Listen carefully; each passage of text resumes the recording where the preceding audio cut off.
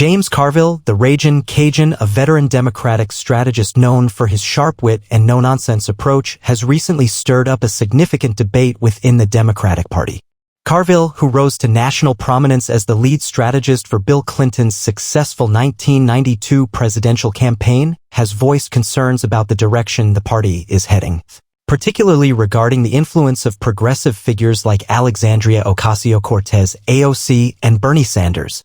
Carville's criticism isn't new. He has a history of clashing with the progressive wing of the Democratic Party, often arguing that their focus on radical change and internal conflicts detracts from the party's primary goal, defeating Republicans.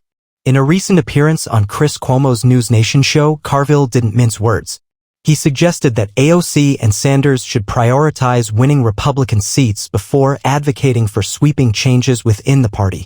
"When you beat a Republican, come back and see me and I'll be impressed," he stated bluntly. Carville's comments have sparked a heated discussion about the best path forward for the Democrats. Some agree with his pragmatic approach, arguing that the party needs to focus on winning elections and appealing to a broader range of voters. Others defend AOC and Sanders, arguing that their progressive policies are essential to addressing the pressing issues facing the country and energizing the Democratic base. This internal conflict highlights a fundamental tension within the Democratic Party, the struggle between pragmatism and idealism. Carville represents the pragmatic wing, which prioritizes winning elections and building consensus. AOC and Sanders, on the other hand, represent the idealist wing, which prioritizes pushing for bold, progressive policies even if it means challenging the status quo. Carville's challenge didn't go unanswered. Supporters of AOC and Sanders, along with other progressive voices, quickly countered his arguments. They emphasized that the Democratic Party's base is increasingly diverse and that focusing solely on moderate policies risks alienating crucial voting blocs, especially younger voters and minority communities.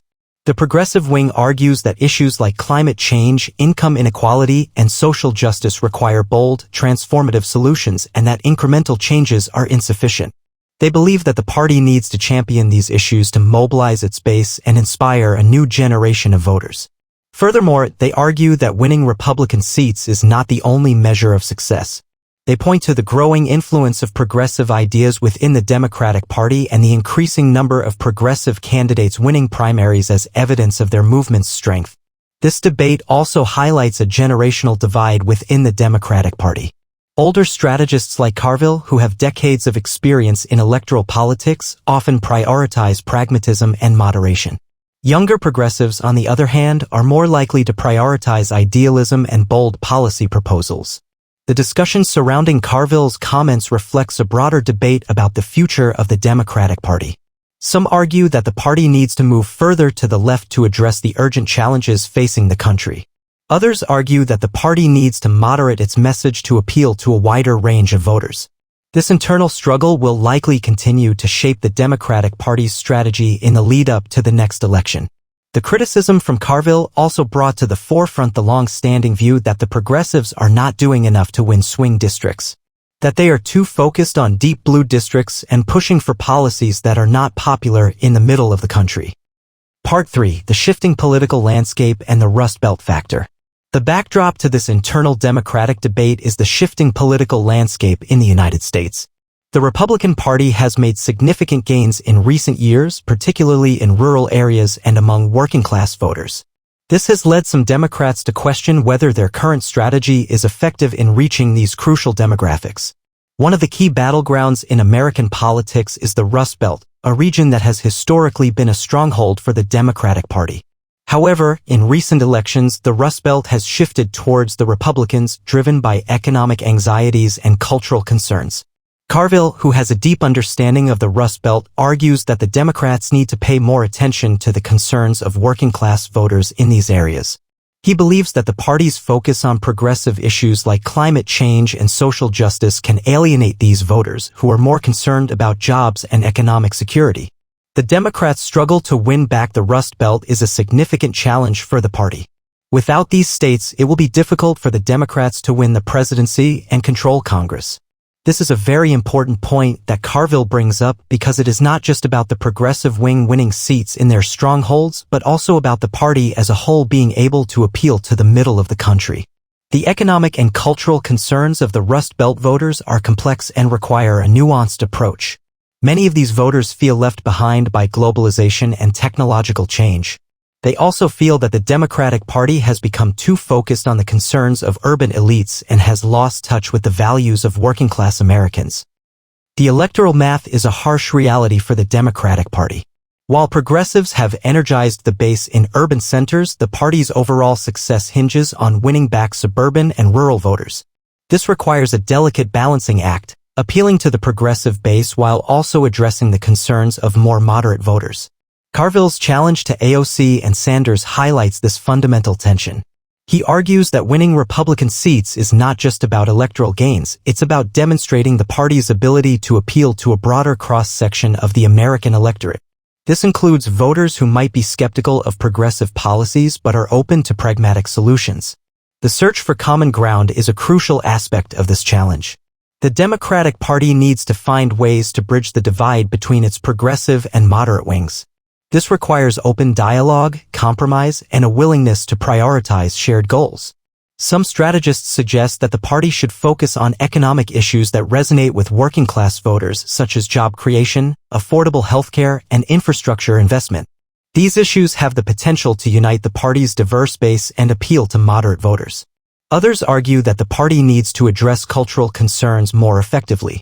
This includes finding ways to communicate its values in a way that resonates with voters who may feel alienated by the party's focus on social justice issues. The debate surrounding Carville's comments underscores the complexity of the Democratic Party's challenge. There is no easy answer to the question of how to balance progressive ideals with electoral pragmatism. The need to win swing districts is paramount. The strength of the progressive wing in safe Democratic districts is important, but it does not equate to a national majority. The Democratic Party must be able to win in districts that are not guaranteed Democratic votes. As the 2024 election cycle approaches, the Democratic Party faces a critical juncture. The internal debate sparked by James Carville's comments highlights the party's ongoing struggle to define its identity and strategy. The outcome of this internal struggle will have significant implications for the party's electoral prospects. The ability of the Democratic Party to bridge the divide between its progressive and moderate wings will be a key factor in its success. This requires a willingness to engage in constructive dialogue, find common ground, and prioritize shared goals. The party must demonstrate that it can appeal to a broad range of voters, including working-class Americans, suburbanites, and rural residents. The 2024 election will be a test of the Democratic Party's ability to adapt to the changing political landscape. The party will need to develop a message that resonates with voters across the ideological spectrum. This message must address the pressing economic and social issues facing the country while also acknowledging the diverse values and concerns of the American people. The importance of state and local elections cannot be overstated. While national elections garner significant attention, state and local races often have a more direct impact on people's lives. These elections also play a crucial role in shaping the political landscape and building the party's base.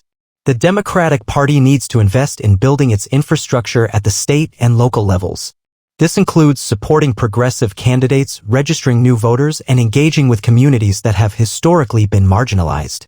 Carville's challenge to AOC and Sanders, while controversial, has served as a wake-up call for the Democratic Party.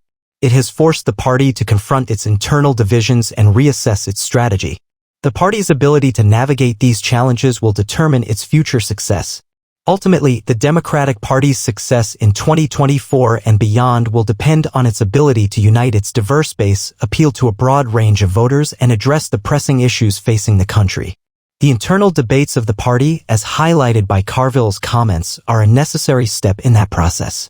The party needs to resolve these issues to win elections and to have a strong and united front against the Republican Party.